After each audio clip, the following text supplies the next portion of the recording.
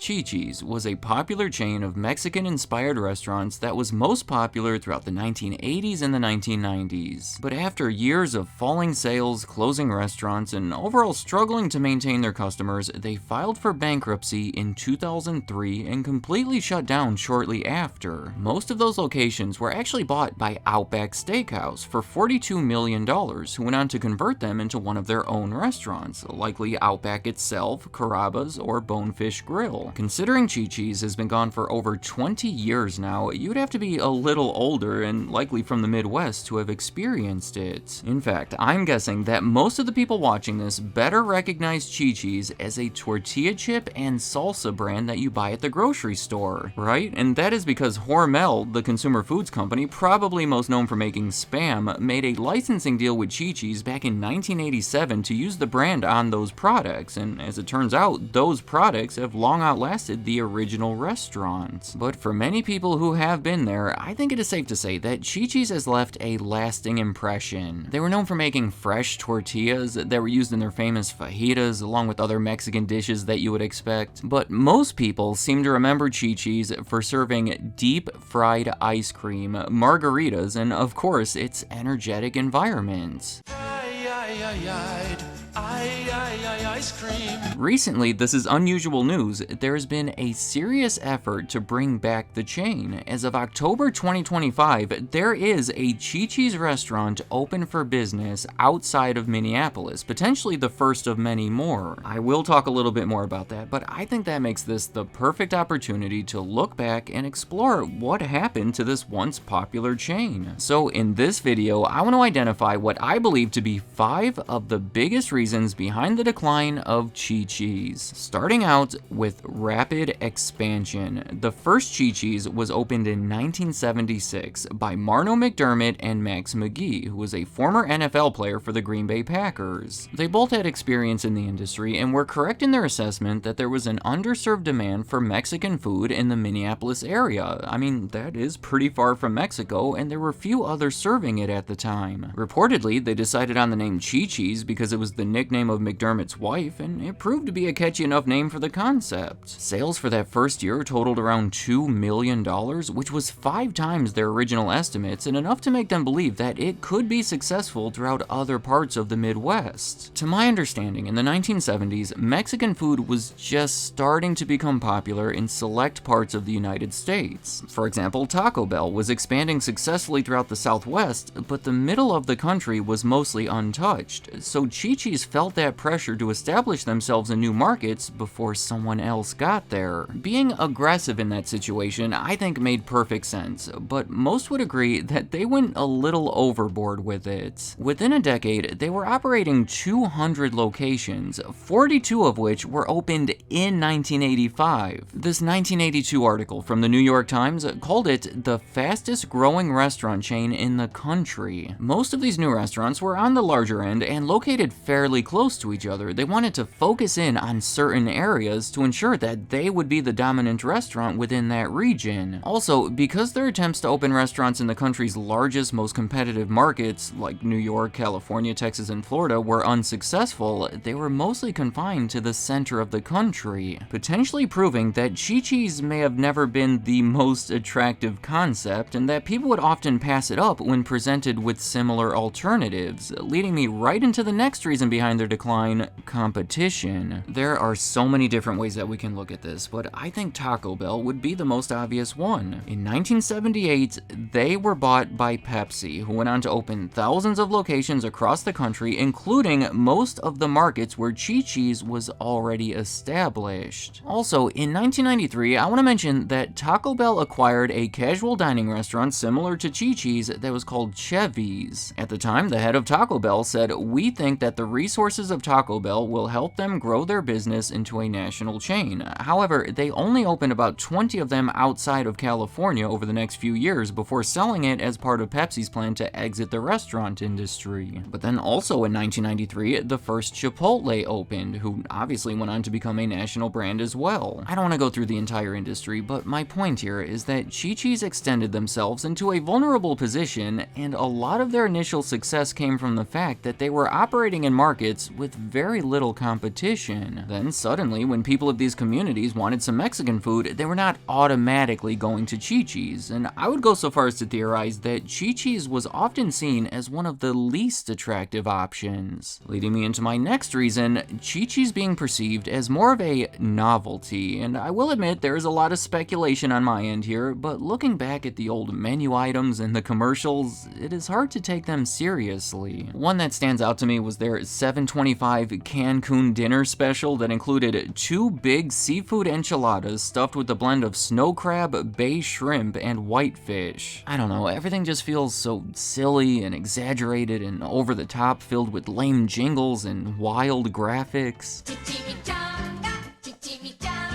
They had taglines like "a celebration of food" or "get salsified." Look, I'm not saying that every company has to be seen as cool and professional. Even Taco Bell had that talking dog, but I cannot recall seeing a more consistently goofy brand image. Comedian Mitch Hedberg even made a movie in 1999 called Los Enchiladas, set at a crazy Mexican restaurant that was based on the Chi-Chi's that he used to work at growing up in Minnesota. I don't mean for any of this to sound insulting against Chi-Chi's. I apologize if it does. I'm just trying to say that I question if all of these brand elements are effective enough to maintain a wide customer base. Going back to the list, I'm going to say that another issue for Chi-Chi's was repeatedly changing owners. Just some of the highlights here would be in 1979. After only 3 years of operation, it became a publicly owned company. Then in 1988, it was acquired by Foodmaker, who was already the owner of Jack in the Box at the time. In 1994, Chi-Chi's was acquired by Family Restaurants, which was a newly formed company created through a bankruptcy that already owned a different casual dining Mexican restaurant chain called El Torito. They went on to acquire other restaurant chains and changed their name a couple of times before filing for bankruptcy in 2002, which, to be clear, is separate from the Chi-Chi's bankruptcy the following year that I mentioned earlier. And obviously through all of this, there were multiple different leaders and management teams placed in charge, sometimes with conflicting approaches and opposing visions. My point here is that things were often chaotic and unstable, particularly in the case of that last owner. It could be argued that they were not able to dedicate the proper resources to recover the struggling chain. The last reason on my list is going to be a hepatitis outbreak, which I realize might sound crazy when I say it, but to this day, a Chi-Chi's at the Beaver Valley Mall outside of Pittsburgh remains the setting of the largest hepatitis A outbreak in US history. It was traced back to green onions that were sourced from Mexico, which proved to be a major issue because those onions were used in their salsa that they provided free of charge to every customer, so pretty much everybody who ate there was exposed. In the end, 9,000 people were given shots to prevent an infection, 650 people were sick, and 4 people died. As you could imagine, it led to countless lawsuits and even helped influence the CDC's recommendation that all children receive a hepatitis A vaccine. Obviously, a major outbreak like this would understandably make the public hesitant to eat at Chi-Chi's. I know that I would be. Similar to what happened with the E. coli outbreaks at Jack in the Box in the 1990s or at Chipotle in the 2010s. However, compared to those other two restaurants who were able to recover from it, Chi-Chi's was considerably more vulnerable because it happened after everything else I had been talking about in October of 2003, just after they had filed for bankruptcy. I mean, that would have to be one of the all-time worst months for a restaurant chain. Clearly, things were already looking bad, and this outbreak crushed any kind of hope that they could make a recovery. Honestly, given all the factors against them at that point, shutting down all the restaurants may have been the most logical conclusion. So, for the past 20 plus years, Chi-Chi's has only existed in our memories, and as a consumer food brand at the supermarkets. Well, currently, a man named Michael McDermott is actively working to revive the brand. He is an extensive history in the industry, having established multiple concepts, including Kona Grill, and he also happens to be the son of Chi-Chi's co-founder, Marno McDermott, who also appears to be working with him as an advisor. In a statement on their website, Michael said, "I grew up inside Chi-Chi's restaurants. I watched my father and uncle build something people loved, not just a restaurant, but an experience that made people happy. After years of running my own restaurants, I woke up one morning during meditation and realized it's time. So I called my father, Chi-Chi's founder, and my uncle, Chi-Chi's first VP, and they both said the same thing: it's time to bring it back. The plan is to convert 2 existing restaurants into Chi-Chi's flagship locations, one of which has recently opened, and then build back up from there through franchising. He has already crowdfunded $2.4 million of his $3.5 million